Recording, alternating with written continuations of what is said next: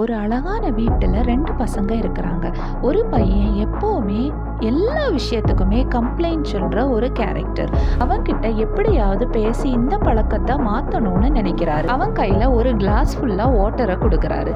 அதை கொடுத்துட்டு ஒரு கை நிறைய சால்ட்டை கொடுக்கறாரு. அந்த தண்ணியை இப்ப நீ குடின்னு சொல்றாரு. அந்த டேஸ்ட் எப்படி இருந்துச்சுன்னு அவன்கிட்ட கேக்குறாரு. இது எனக்கு நல்லாவே இல்ல அப்படி சொல்லிட்டு ஸ்பிட் பண்ணிட்டான். டேஸ்ட் ரொம்ப பிட்டரா இருக்குது.